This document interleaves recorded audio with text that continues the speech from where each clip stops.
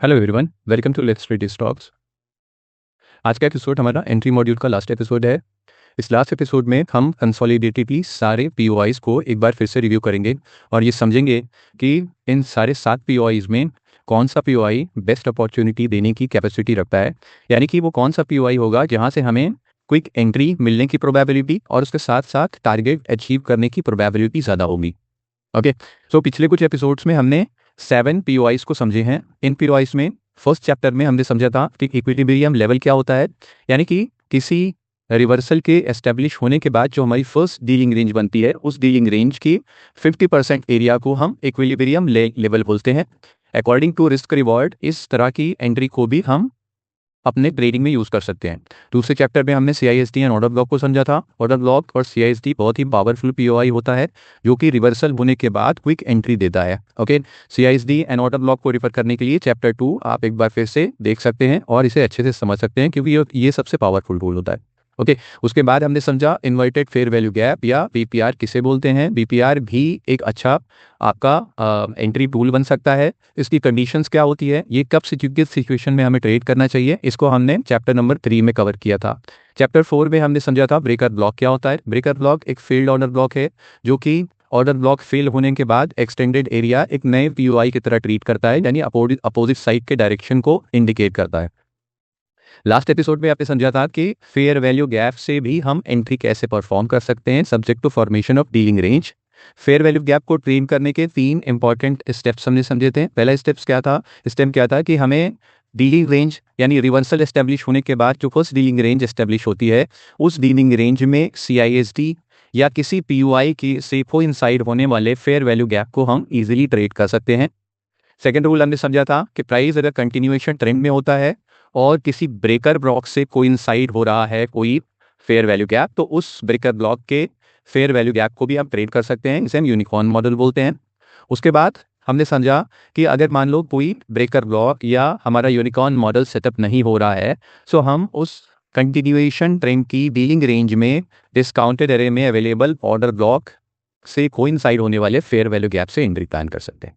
ये सारा कुछ हमने कवर किया है पिछले 5 एपिसोड में, लेकिन इन सारी चीज़ों का बेस क्या है, reversal structure. Okay, so price जब तक कि रिवर्सल स्ट्रक्चर एस्टेब्लिश नहीं करता है हम किसी भी पीओआई से एंट्री का प्लान नहीं कर सकते हैं। This is one of the most important rule.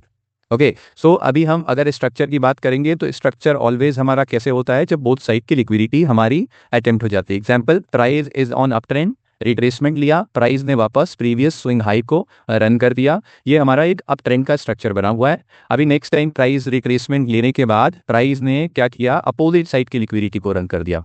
जब प्राइस ने अपोजिट साइड की लिक्विडिटी को रन कर दिया, सो यहाँ पे आप देख पा रहे हैं कि प्राइस ने दोनों साइड की लिक्विडिटीज को क्लीन कर दिया है। अभी जो मेरा नई डीलिंग रेंज बन रही है, ये मेरा जो नया डीलिंग रेंज बन रहा है, इस डीलिंग रेंज में ही हम अपने रिवर्सल ट्रेड का प्लान करेंगे। इस डीलिंग रेंज के अंदर का 50% एरिया हमारा प्रीमियम एरिया होता है, 50% डिस्काउंटेड एरिया होता है। सबसे पहले हमें ये ऑब्जर्व करना है कि हमारी डीलिंग रेंज का डायरेक्शन क्या है। जैसे इस एग्जांपल में हमारी डीलिंग रेंज का डायरेक्शन है डाउन साइड का। अगर प्राइस डाउन साइड के डायरेक्शन की डीलिंग रेंज बना रहा है, सो उस डीलिंग रेंज में हम ऑलवेज प्रीफर करेंगे शॉर्ट ट्रेड का फ्रॉम प्रीमियम एरे। ठीक है, प्रीमियम एरे से हम प्रेफर करेंगे शॉर्ट ट्रेड का। इन केस आपकी डीलिंग रेंज अप डायरेक्शन की बन रही है, सो उस केस में हम डिस्काउंट एरे से लॉन्ग ट्रेड इनिशिएट करेंगे। ओके, सो ये था सिंपल सा एग्जांपल आपकी dealing range and according to dealing range premium and discount array से प्रेफरेबल ट्रेड। जैसा कि पहले भी हमने कई बार इस चीज को रिपीट किया है कि the moment price formed reversal structure, यानी कि यहीं पे फर्स्ट टाइम रिवर्सल स्ट्रक्चर बन रहा है। रिवर्सल स्ट्रक्चर क्यों, कि इससे पहले प्राइस अप ट्रेंड में था, अभी प्राइस रिवर्स करके डाउन स्ट्रक्चर बना रहा है। सो जब first time price down structure या अप स्ट्रक्चर बनाता है, रिवर्सल क्रिएट करता है, सो उस केस में मोस्ट इंपॉर्टेंट पॉइंट ये है कि हम अपनी एंट्री ऑलवेज प्रेफर करेंगे प्रीमियम या डिस्काउंट एरे से। मैं इसको एक बार फिर से बहुत अच्छे से समझाना चाहूँगा कि हमने फ्रैक्टल एनालिसिस में ये समझा था कि हम ऑलवेज 2 टाइम फ्रेम को प्रेफर करके ट्रेड प्लान करते हैं, जिसमें फर्स्ट टाइम फ्रेम पे हम बायस ऑब्जर्व करते हैं एंड अकॉर्डिंगली उसके कॉम्बिनेशन में सेकेंड टाइम फ्रेम यानी लोअर टाइम फ्रेम पे हम स्ट्रक्चर ऑब्जर्व होने पे अपने ट्रेड को इनिशिएट कर सकते हैं। ओके, इसके टाइम फ्रेम के कॉम्बिनेशन मैंने यहाँ पे फिर से एक बार रिपीट कर दिए हैं, आप इसको रिफर कर सकते हैं। एग्जाम्पल के तौर पे अगर आप मंथली पे किसी लिक्विडिटी स्वीप को ऑब्जर्व करते हैं, सो आपको डेली के टाइम फ्रेम पे आके स्ट्रक्चर बनने का वेट करना है। स्ट्रक्चर हमारा कौन सा होगा? Reversal structure. रिवर्सल स्ट्रक्चर किधर होगा? जिस डायरेक्शन में मेरा मंथली बायस इंडिकेशन दे रहा है उसी डायरेक्शन में मेरा डेली पे एक रिवर्सल स्ट्रक्चर बनना चाहिए। अकॉर्डिंगली दोनों चीज़ें अगर अलाइन होती हैं सो हम एक ट्रेड का प्लान कर सकते हैं स्ट्रक्चर टाइम फ्रेम से। ओके, इसके साथ साथ अगर आप डेली पे टाइम फ्रेम पे बायस देख रहे हैं तो आप 1 आवर पे स्ट्रक्चर ऑब्जर्व कर सकते हैं। 1 आवर पे कर रहे हैं तो 5 मिनट पे स्ट्रक्चर ऑब्जर्व करके अपने ट्रेड का प्लान कर सकते हैं। ये एक सिंपल तरीका है। एक टाइम फ्रेम पे आपने बायस ऑब्जर्व किया एंड स्ट्रक्चर बनने के बाद ट्रेड प्लान कर लिया। लेकिन इन सम केस जब हमारा रिस्क रिवॉर्ड अच्छे से मैच नहीं करता या अच्छे से अलाइन नहीं होता तो उस केस पे हम एक और टाइम फ्रेम स्विच कर सकते हैं। एग्जाम्पल, मैंने मंथली टाइम फ्रेम पे बायस देखा और डेली पे मैंने स्ट्रक्चर ऑब्जर्व किया। अब जब मैं डेली के स्ट्रक्चर पे एंट्री प्लान कर रहा हूं तो आई ऑब्जर्व कि मेरा जो स्टॉप लॉस की रेंज है वो काफ़ी बड़ी हो रही है। स्टॉप लॉस की रेंज मैक्सिमम टू मैक्सिमम 2 से 3% होना चाहिए। ये एक स्टैंडर्ड लिमिटेशन होती है। इसके बारे में हम कभी और किसी और वीडियो में अच्छे से डिस्कशन करेंगे कि स्टॉप लॉस टोटल कैपिटल का क्या होना चाहिए। लेकिन एक कॉमन अंडरस्टैंडिंग में कोई भी ट्रेडर अपनी कैपिटल का 2 से 3% से ज़्यादा स्टॉप लॉस को कंसिडर नहीं करता है। ओके, सो आप सपोज 2 से 3% का स्टॉप लॉस कंसिडर कर रहे हैं और डेली टाइम फ्रेम पे जब एंट्री प्लान कर रहे हैं, आपका ट्रेड बन रहा है सारा कुछ कंफर्मेशन के बाद, तो यहाँ पे ये ट्रिगर हो रहा है कि आपका स्टॉप लॉस लेवल जो है मोर देन 3% आ रहा है या 4% आ रहा है। ओके, सो इस केस में आपको एंट्री लेना अवॉइड करना है क्योंकि रिस्क के साथ हम कभी खेल नहीं सकते। ओके, सो लेकिन अपॉर्चुनिटी भी दिख रही है तो हम इस ट्रेड को छोड़ भी नहीं सकते। तो उसका एक तरीका ये है कि आप डेली के टाइम फ्रेम पे जिस पीओआई से आप एंट्री प्लान कर रहे हैं उस पीओआई के रिस्पेक्ट होने पर एक और टाइम फ्रेम स्विच कर सकते हैं। जब आप नेक्स्ट टाइम फ्रेम स्विच करेंगे सो सेम चीज़, जैसा कि एग्जाम्पल में हमने समझा, मंथली हमारा बायस सपोज अगर ऊपर के प्राइस को दिखा रहा है तो डेली टाइम फ्रेम के रिवर्सल एस्टेब्लिश होने के बाद हम डिस्काउंटेड एरे से किसी पीओआई को ऑब्जर्व करेंगे एंट्री के लिए। अब हमें कुछ नहीं करना है, उसी डिस्काउंटेड एरे के पीओआई पे प्राइस को आने का या कंफर्म कैंडल बनने का वेट करना है। जैसे ही कैंडल बन के कंप्लीट हो जाएगी या रिस्पेक्ट करती हुई दिखेगी, हमें टाइम फ्रेम स्विच करके नेक्स्ट टाइम फ्रेम पे आना है और उस टाइम फ्रेम पे जाके ऑब्जर्व करना है कि क्या प्राइस ने उस छोटे टाइम फ्रेम पे स्ट्रक्चर ऑब्जर्व किया कि नहीं किया। ओके, स्ट्रक्चर बनने के बाद अगर रिस्क रिवॉर्ड आपका रिड्यूस होता है so you can easily go ahead for trade. Accordingly आप टाइम फ्रेम और भी स्विच कर सकते हैं। ठीक है, एक बेसिक अंडरस्टैंडिंग क्या होती है कि आप एक जनरल टर्म में, अगर मैं अपनी पर्सनली बात करूं तो मैं ऑलवेज 3 टाइम फ्रेम को प्रेफर करता हूं ट्रेडिंग प्लान करने के लिए। ओके, जहाँ पे एक बड़े टाइम फ्रेम पे मैं स्ट्रक्चर ऑब्जर्व करता हूँ, उसके बाद नेक्स्ट टाइम फ्रेम पे बड़े टाइम फ्रेम पे मैं बायस ऑब्जर्व करता हूँ और नेक्स्ट टाइम फ्रेम पे मैं स्ट्रक्चर ऑब्जर्व करता हूँ। स्ट्रक्चर ऑब्जर्व होने के बाद मैं फर्दर एक टाइम फ्रेम और स्विच करके वहाँ से एंट्री प्लान करता हूँ क्योंकि इस केस में मेरा स्टॉप लॉस बहुत छोटा हो जाता है। अकॉर्डिंगली मेरा टारगेट जो है थोड़ा सा बढ़ने के चांसेस होते हैं। इसको सारी चीज़ों को हम एग्जाम्पल में अच्छे से भी समझेंगे। ओके, टाइम फ्रेम का कॉम्बिनेशन मैंने रिपीट कर दिया है, यहाँ से आप रेफर कर सकते हैं। Monthly to daily, daily to 1 hour, 1 hour to 5 minutes. अगर आप वीकली से शुरू करते हैं तो वीकली बायस 4 आवर पे स्ट्रक्चर या 4 आवर पे बायस तो 15 मिनट पे स्ट्रक्चर या 15 मिनट पे स्ट्रक्चर तो 1 मिनट पे आपके स्ट्रक्चर से एंट्री अकॉर्डिंगली आप इस पेयर से प्लान कर सकते हैं। ओके, सो अब आते हैं मोस्ट इंपॉर्टेंट पॉइंट पे कि कौन सा पीओआई हमारा बेस्ट होगा। लेट्स से एक एग्जांपल हम लेते हैं कि हमने वीकली टाइम फ्रेम पे एक बायस ऑब्जर्व किया जहां पे प्राइस ने प्रीवियस लिक्विडिटी को स्वीप किया है।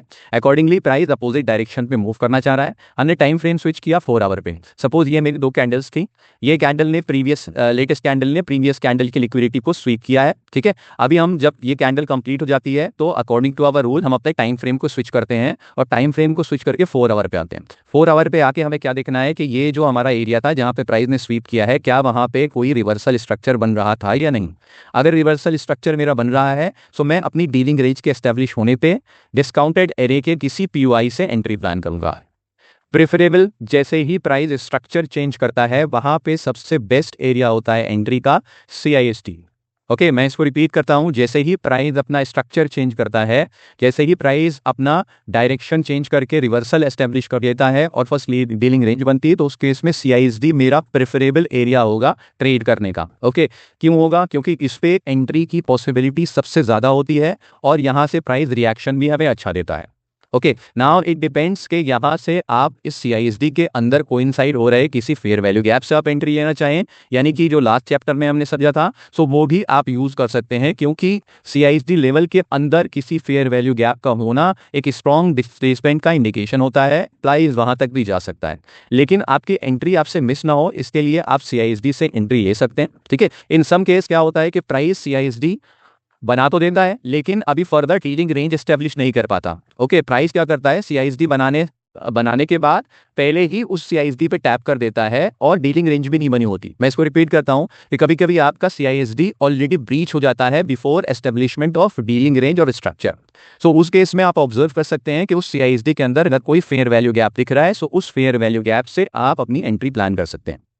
Okay, so most important point जो हमने समझा, जैसे ही प्राइस मेरा रिवर्सल स्ट्रक्चर ऑब्जर्व करता है, जैसे ही रिवर्सल स्ट्रक्चर एस्टेब्लिश करता है, हमें वेट करना है डीलिंग रेंज के बनने का। डीलिंग रेंज बनने के बाद हम प्रेफरेबल अपनी एंट्री कहाँ रखेंगे, CISD से।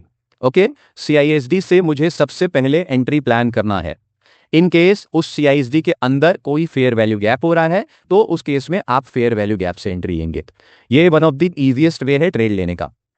ओके, अगर CISD आपका ब्रीच हो गया है, तब भी आप फेयर वैल्यू गैप से ले सकते हैं। और अगर इन एनी केस के CISD पे, यानी कि डीलिंग रेंज आपकी यहाँ बन रही है, CISD पे प्राइस ने ऑलरेडी टैप कर दिया है और फेयर वैल्यू गैप ऊपर नहीं बच रहा है, सो उस केस में hमें वेट करना है कि प्राइस एक कंटिन्यूएशन स्ट्रक्चर एस्टेब्लिश करे। उस कंटिन्यूएशन स्ट्रक्चर में की डीलिंग रेंज को फिर हम फर्दर ट्रेड करेंगे। ओके, सो इस डीलिंग रेंज में हमारे डायनेमिक्स थोड़े चेंज हो जाएंगे। क्यों हो जाएंगे, डायनेमिक्स क्या क्या चेंज होंगे कि प्राइस जब रिवर्सल स्ट्रक्चर के बाद उसी डायरेक्शन का कंटिन्यूएशन स्ट्रक्चर फॉर्म करता है, इसको ऐसे समझते हैं कि अभी पहले हमारे प्राइस ने एक रिवर्सल स्ट्रक्चर ऑब्जर्व बनाया। ओके, ये मेरा रिवर्सल स्ट्रक्चर था। इस कंडीशन में हमारा डिस्काउंटेड एरे का POI भी ऑलरेडी ब्रीच हो चुका है, कोई फेयर वैल्यू गैप भी नहीं है, CISD भी ब्रीच हो चुका है। सो अब हम किसी तरह की एंट्री का प्लान नहीं करेंगे। हमें एंट्री कहाँ से लेना है, हमें वेट करना है कि प्राइस रिट्रेस हो और वापस से अपने प्रीवियस स्विंग को ब्रेक करके कंटिन्यूएशन स्ट्रक्चर बनाए। सो ये जो मेरा नया स्ट्रक्चर बन रहा है, this is called continuation structure. इस कंटिन्यूएशन स्ट्रक्चर की नई डीलिंग रेंज में फिर से हम अपने POIs को ऑब्जर्व करेंगे। जैसे ही प्राइस कंटिन्यूएशन स्ट्रक्चर की डीलिंग रेंज को एस्टेब्लिश करता है, उस केस में फर्स्ट प्रेफरेबल एंट्री पॉइंट हमारा होगा breaker block. Okay, breaker block से हम एंट्री प्लान करेंगे कंटिन्यूएशन स्ट्रक्चर में। ओके, सो कंटिन्यूएशन स्ट्रक्चर में ब्रेकर ब्लॉक एक हाई प्रोबेबिलिटी वाला एरिया होता है आपको एंट्री भी देने का और कोई आपको रिएक्शन देने का। उसका लॉजिक हमने पिछले एपिसोड में अच्छे से समझा था कि प्राइस ऑलरेडी ऊपर जाने को बोल रहा है, उसके साथ साथ एक और स्ट्रक्चर ऊपर जाने को बोल रहा है, तो यानी हमें डबल कंफर्मेशन मिल गया है कि प्राइस अब ऊपर ही जाना चाह रहा है। लेकिन ये सारी चीजें, ये सारी कंडीशन ट्रेडिंग प्लान हम तभी करेंगे जब तक कि प्राइस मेरा हायर टाइम फ्रेम की किसी लिक्विडिटी को अटेम्प्ट नहीं कर लेता। एग्जाम्पल, अगर ये स्ट्रक्चर मेरा तब बनता है जब यहाँ पे मेरा प्राइस ऑलरेडी एक हायर टाइम फ्रेम की लिक्विडिटी या बायस टाइम फ्रेम की लिक्विडिटी को अटैच कर चुका है, सो इस केस में हम फिर ट्रेडिंग अवॉइड करेंगे। ओके, सो ब्रेकर ब्लॉक से हम एंट्री लेंगे। ब्रेकर ब्लॉक आपका अगर कोई इंसाइड हो रहा है किसी फेयर वैल्यू गैप के साथ, यानी यूनिकॉर्न मॉडल बना रहा है हमारा, सो यूनिकॉर्न मॉडल बनने पे हम ब्रेकर ब्लॉक हमारा और स्ट्रांग हो जाता है। ओके, सो फर्स्ट हमने क्या समझा, रिवर्सल स्ट्रक्चर पे CISD पे एंट्री लेना, प्रेफरेबल एंट्री CISD पे होगी। सेकेंड एंट्री, रिवर्सल स्ट्रक्चर बनने के बाद हमारा CISD अगर ब्रीच हो चुका है, तो उस CISD के किसी कोइंसाइड होने वाले फेयर वैल्यू गैप से हम एंट्री प्लान करेंगे। ओके, अगर ये दोनों अपॉर्चुनिटी हमसे मिस हो चुकी है, सो उस केस में हम वेट करेंगे कंटिन्यूएशन स्ट्रक्चर के बनने का। ओके, कंटिन्यूएशन स्ट्रक्चर जैसे ही बनेगा, तो अब उस केस में हम प्रेफर करेंगे ब्रेकर ब्लॉक से एंट्री प्लान करने का। ओके, ब्रेकर ब्लॉक से मुझे एंट्री मिलती है तो इट्स वेल एंड गुड, लेकिन अगर ब्रेकर ब्लॉक के साथ हमारा फेयर वैल्यू गैप कोइंसाइड हो रहा है, सो हम फेयर वैल्यू गैप से भी एंट्री प्लान कर सकते हैं। ये हमारी 4 टाइप की एंट्री हो गई।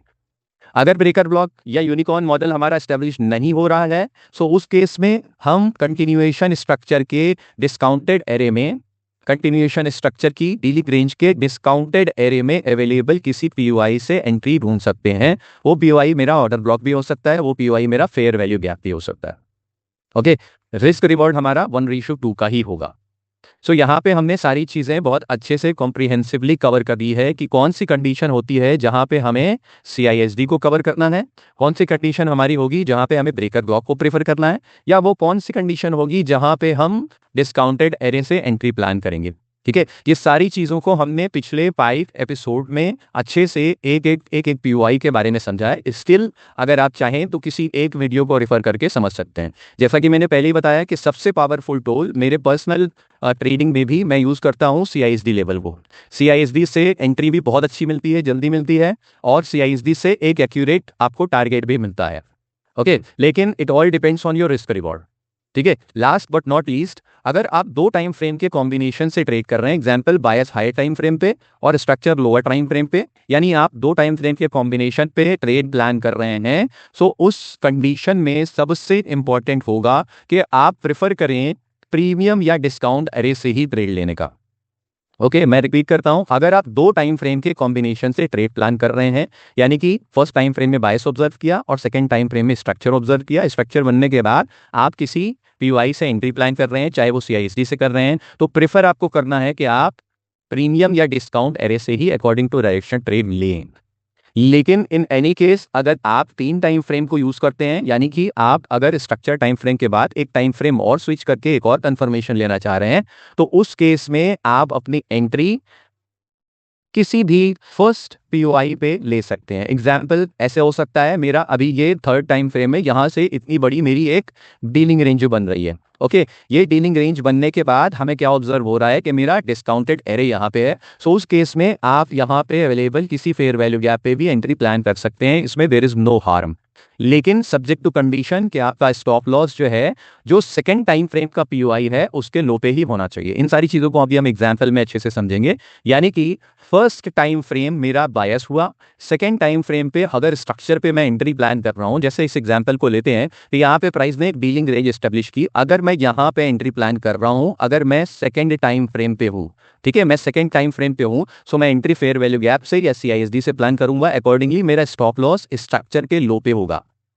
ओके, स्ट्रक्चर के लो पे रखूंगा। लेकिन अगर मैं इसके साथ साथ एक टाइम फ्रेम और स्विच करता हूं और ये ऑब्जर्व करता हूं कि प्राइस इस फेयर वैल्यू गैप पे आए और उस छोटे टाइम फ्रेम पे एक नया स्ट्रक्चर बनाए, सो उस केस में मैं एंट्री जहां से भी प्लान करूंगा, मेरा स्टॉप लॉस उस मिडिल टाइम फ्रेम के पीओआई के लो पे रहेगा। ओके, सो इस केस में अगर मैं यहाँ पे एक टाइम फ्रेम स्विच करता हूँ, यानी 1 आवर पे आता हूँ, और ये मेरा जो है 1 डे का फेयर वैल्यू गैप है, सो मैं एंट्री अकॉर्डिंग टू स्ट्रक्चर लूंगा, लेकिन स्टॉप लॉस इस फेयर वैल्यू गैप के लो पे रखूंगा। ओके, इन सारी चीजों को चलिए हम कवर करते हैं अपने एग्जाम्पल सेक्शन में, इससे सारी चीजें क्लियर हो जाएंगी। ओके, सो अभी तक अगर आपने डीलिंग रेंज को और सारे पीओआईज को अच्छे से समझ लिया है, सो आई होप ये वीडियो जो है आपको एक क्लियर पिक्चर प्रोवाइड करेगी कि कौन से पीओआई से हम किस वक्त एंट्री प्लान करें, ताकि हमारी एंट्री भी मिस ना हो और हमारा ट्रेड भी सक्सेसफुल हो जाए। ओके, आज के एपिसोड में हमने यही सारी चीजें कवर की हैं। आइए इस एग्जाम्पल में हम सारी चीज़ों को समराइज करते हैं चार्ट के थ्रू। ये हमारा 1 आवर का चार्ट है, जहाँ पे हमारा प्राइस एक रिवर्सल स्ट्रक्चर फॉर्म कर रहा है। अकॉर्डिंगली प्रीवियसली प्राइस ने एक डेली स्विंग की लिक्विडिटी को अटेम्प्ट किया था। ओके, डेली की लिक्विडिटी को अटेम्प्ट किया, hence we can anticipate some kind of reversal. Reversal के अकॉर्डिंग प्राइस को पहले सेल साइड लिक्विडिटी दिया, बाद में प्राइस ने बाय साइड लिक्विडिटी को अटेम्प्ट किया। सो आप देख पा रहे हैं कि यहाँ पे हमारा रिवर्सल स्ट्रक्चर एस्टेब्लिश हो गया है। अकॉर्डिंगली जब ये स्विंग मेरा बना, तो ये यहाँ से यहाँ तक मेरी एक डीलिंग रेंज भी एस्टेब्लिश हो गई है। सो हमारी डीलिंग रेंज एस्टेब्लिश होने के बाद हम स्ट्रक्चर से एंट्री का प्लान करते हैं। So according to our discussion and rules, जब कभी भी प्राइस स्ट्रक्चर चेंज करता है, जैसे कि यहाँ पे प्राइस अपना एक स्ट्रक्चर चेंज कर रहा है या रिवर्सल स्ट्रक्चर एस्टेब्लिश कर रहा है, सो ये मेरी डीलिंग रेंज जो है, ये एक रिवर्सल स्ट्रक्चर की फर्स्ट डीलिंग रेंज है। ओके, सो रूल के अकॉर्डिंग हम रिवर्सल स्ट्रक्चर की फर्स्ट डीलिंग रेंज में प्रेफर करते हैं CISD से ट्रेड लेगा। ओके, सो अभी हमारा CISD लेवल क्या होगा, लास्ट कंसेक्यूटिव सेलिंग मूव जो आया था, ये मेरा जो है कंप्लीट आपका CISD रेंज बनेगा। हमने ये CISD रेंज को ऑब्जर्व कर लिया। ओके, अब इस CISD रेंज के ऑब्जर्व होने के बाद हमें अपनी एंट्री प्लान करनी है। ओके, सो एंट्री मेरी यहाँ पे बनेगी, स्टॉप लॉस मैं यहाँ पे रखूंगा। लेकिन इस केस में अगर आप देखेंगे तो इस CISD लेवल के अंदर हमारे पास मल्टीपल डिस्प्लेसमेंट है। वो डिस्प्लेसमेंट मेरे क्या है, वो है आपके फेयर वैल्यू गैप के थ्रू। देखिए, ये एक फेयर वैल्यू गैप बन रहा है। ओके, यहाँ पे एक और फेयर वैल्यू गैप बन रहा है। ओके, और उसके ऊपर एक और हमें क्लियर 3 तरह के फेयर वैल्यू गैप्स बनते हुए दिख रहे हैं, which is aligning fair value gap की एंट्री। यानी कि ये फेयर वैल्यू गैप्स जो हैं, एक CISD के विद इन CISD कोइंसाइड हो रहे हैं। सो हमारा प्रेफरेंस ये होगा कि हम CISD पे एंट्री ना लेके किसी फर्स्ट फेयर वैल्यू गैप से एंट्री प्लान करें, अकॉर्डिंगली 1:2 के रिस्क रिवॉर्ड को प्ले कर सकते हैं। ओके, सो अभी यहाँ पे हमारी रियल एंट्री कहाँ पे होती, इस फेयर वैल्यू गैप पे होती। ये मेरे सारे रूल को कंसिडर कर रहा है। रूल हमारे क्या है कि प्राइस जब रिवर्सल स्ट्रक्चर की डीलिंग रेंज एस्टेब्लिश करता है तो उस कंडीशन में हमें ऑलवेज प्रीमियम या डिस्काउंट से लेना है, क्योंकि ये मेरी अप डायरेक्शन की डीलिंग रेंज है। सो हमें डिस्काउंट एरे से एंट्री प्लान करनी है, डिस्काउंट एरे से POI पे। POI मेरा क्या है, CISD है, और इस CISD के अंदर डिस्काउंट एरे के अंदर ही हमारे पास ये फेयर वैल्यू गैप आ रहा है, इसलिए मैं यहाँ से इस बाउंड्री से एंट्री प्लान करूंगा। और स्टॉप लॉस मेरा अपोजिट साइड का लिक्विडिटी पूल होगा। टारगेट हम रखेंगे 1:2 का मिनिमम, जहां पे 1:2 मिलने के बाद हम अपने ट्रेड से एग्जिट कर सकते हैं। ओके, सो पहला तो ये रूल था। इसके अकॉर्डिंग देखते हैं कि प्राइस ने हमें एंट्री दी और अकॉर्डिंगली हमारा टारगेट डिलीवर हुआ या नहीं हुआ। ओके, सो अभी भी इस पॉइंट तक प्राइस ने, इस कैंडल से आप देख रहे हैं कि प्राइस ने एंट्री मेरी ट्रिगर कर दी है। अकॉर्डिंगली हम अपने टारगेट को एक्सपेक्ट करेंगे कि प्राइस ने टारगेट दिया या नहीं दिया। ओके, रन थ्रू करके इसको चेक करते हैं कि प्राइस ने टारगेट हमारा कब डिलीवर किया है। ओके, सो यहाँ पे आप देख पा रहे हैं कि प्राइस ने इजिली टारगेट डिलीवर कर दिया है। ओके, व्हाट नेक्स्ट, अगर प्राइस अभी हम इस एंट्री से मिस कर देते हैं, सपोज हम यहाँ पे आ जाते हैं और हमारी एंट्री ये मिस हो गई, सो इस केस में अब हम एंट्री प्लान करेंगे अपने कंटिन्यूएशन स्ट्रक्चर में। कंटिन्यूएशन स्ट्रक्चर मेरा क्या होगा कि प्राइस ने जब भी आपके डिस्काउंटेड एरे के POI पे टैप किया, उसका जो लास्ट स्विंग होगा उस पे हम अपना एक ट्रेड को फॉलो कर सकते हैं। ओके, देखते हैं प्राइस ने, आप देखिए कंटिन्यूअस रिट्रेसमेंट यहाँ तक कर दिया, यानी प्राइस ने फर्दर कंटिन्यूएशन स्ट्रक्चर यहाँ पे बनाया। ओके, जब ये कैंडल मेरी कंप्लीट हो गई तो मेरा कंटिन्यूएशन स्ट्रक्चर एस्टेब्लिश हो गया।